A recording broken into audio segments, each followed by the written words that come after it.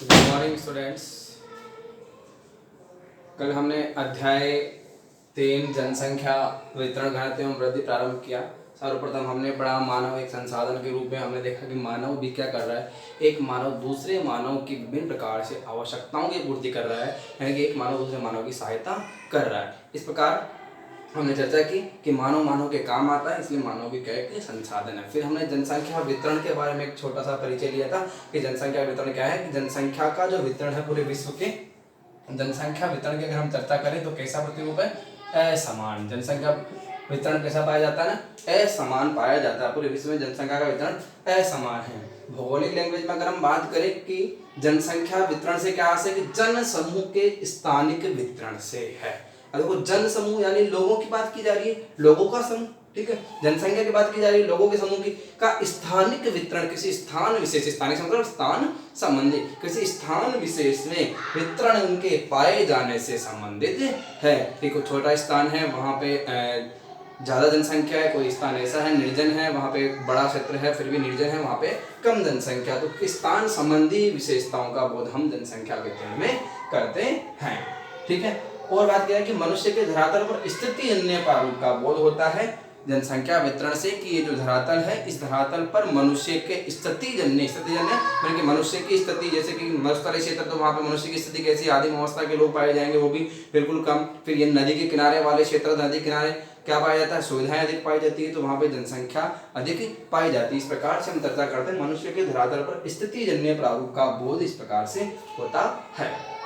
अब हम आगे चर्चा करें कि विश्व जनसंख्या के असमान वितरण का प्रतिरूप। तो देखो क्या बात करते हैं, विश्व जनसंख्या क्या वितरण कैसा है, असमान है, यानी कि समान नहीं, सब जगह बराबर जनसंख्या नहीं पाई जाती। कैसी पाई जाती है, असमान वितरण पाया जाता है। अब देखो यहाँ पे कुछ पॉइंट्स के माध्यम से हम जनसंख्या वितरण को समझने का प्रयास करेंगे। पहला पॉइंट देखना कि विश्व जनसंख्या की कुल जनसंख्या लगभग 2/3 जनसंख्या केवल 14% भाग पर निवास करती है, ठीक है।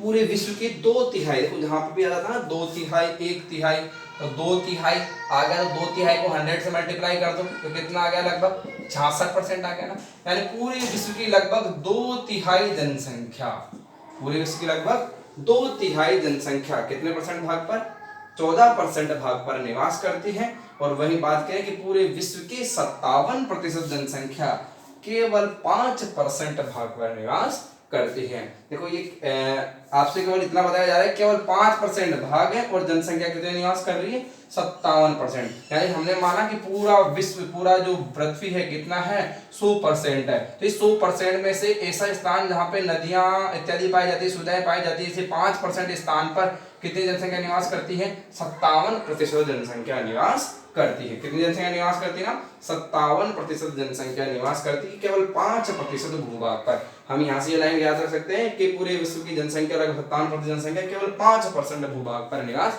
करती है। क्या पता लगा, जनसंख्या का वितरण कैसा है ना, असमान है, केवल 5% भाग और आधी से भी ज्यादा जनसंख्या वहां पे निवास कर रही है, ठीक है। इसके बाद हम आगे चर्चा करें कि 90% भूभाग पर 10% जनसंख्या और 10% भूभाग पर 90% जनसंख्या। देखो इस प्रकार से मैंने अलग अलग डायग्राम से समझे दो कि ये जो अलग अलग प्रकार हम बात करते हैं उसमें दो बातें लिखी हुई है। पहले कि 10% भूभाग पर, यानी कि हमने पूरे विश्व को कितना माना, 100% माना, तो 10% भूभाग पर 90% जनसंख्या निवास करती है।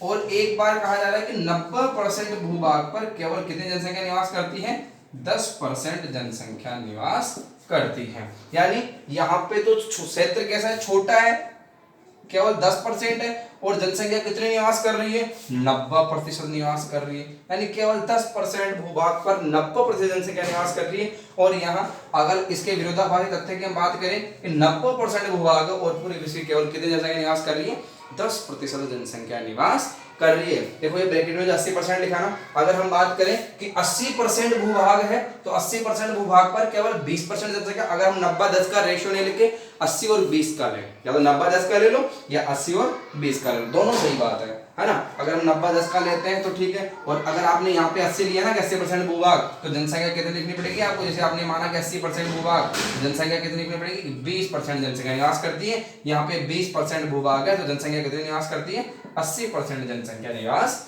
करती है। तो कुल मिला के कहने का तात्पर्य ये हुआ कि ज्यादा भूभाग पर कम जनसंख्या और कम भूभाग पर ज्यादा जनसंख्या, ऐसे स्थान जहां पर सुविधाएं पाई जाती है, खनिज प्राप्त होते हैं, जल की आपूर्ति सुनिश्चित है, वहां पर अधिक सुविधाओं के कारण रोजगार के अवसर यहाँ पे प्राप्त करें, समतल मैदानी भाग है वहां पर अधिक सुविधाओं के कारण कम क्षेत्र में भी ज्यादा लोग हैं, और जैसे पहाड़ी क्षेत्र है, मरुस्थलीय क्षेत्र है, ज्यादा ठंडे क्षेत्र, ज्यादा गर्म क्षेत्र है, वहां पर बड़े क्षेत्र में भी कम लोग निवास करते हैं।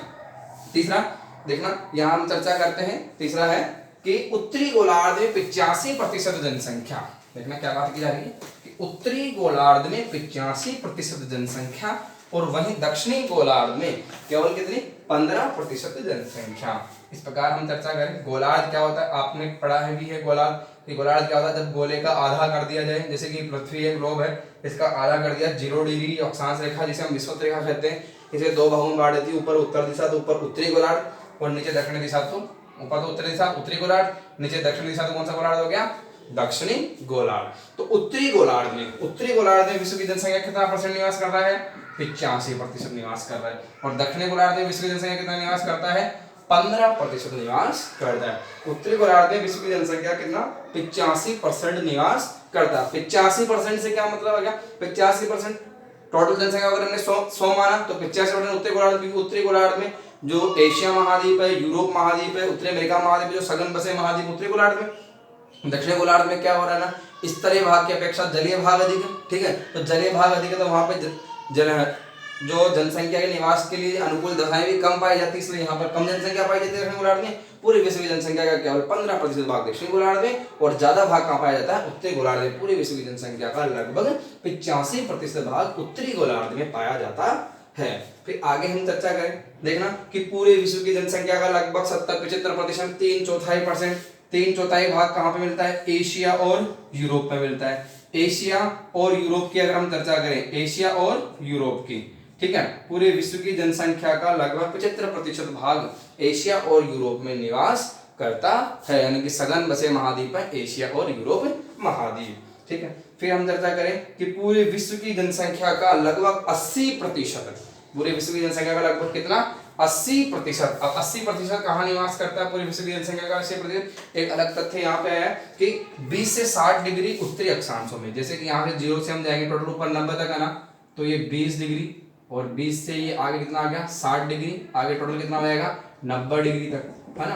तो यहाँ पे हम 20 डिग्री से 60 डिग्री उत्तरी अक्षांशों की चर्चा करें, 20 डिग्री से 60 डिग्री उत्तरी अक्षांशों की चर्चा करें, तो यहाँ पे पूरी विश्व की जनसंख्या कितना परसेंट निवास कर रहा है, 80% निवास करता। देखो ये वाला पॉइंट नंबर 5 पढ़ रहे हैं कि पूरी विश्व की जनसंख्या का 80% 20 डिग्री से लेकर 60 डिग्री उत्तरी अक्षांशों में निवास करता है। देखो यहाँ पर जो सघन बसे महाद्वीप है, यूरोप, एशिया, उत्तरी अमेरिका, ये इन्हीं 20 से 60 डिग्री उत्तरी अक्षांशों के मध्य में इनके भाग पाए जाते हैं, और यहाँ पर नदियां, विभिन्न प्रकार की नदियां पाई जाती हैं, यहाँ पे खनिज संसाधन पाए जाते हैं, इसलिए यहाँ पे जनसंख्या का सघन जमाव पाया जाता है। पूरे विश्व की जनसंख्या का लगभग 80% इस पूरे ग्लोब में, पूरी पृथ्वी में 20 डिग्री से लेकर 60 डिग्री उत्तरी अक्षांशों के मध्य निवास करता है, ठीक है।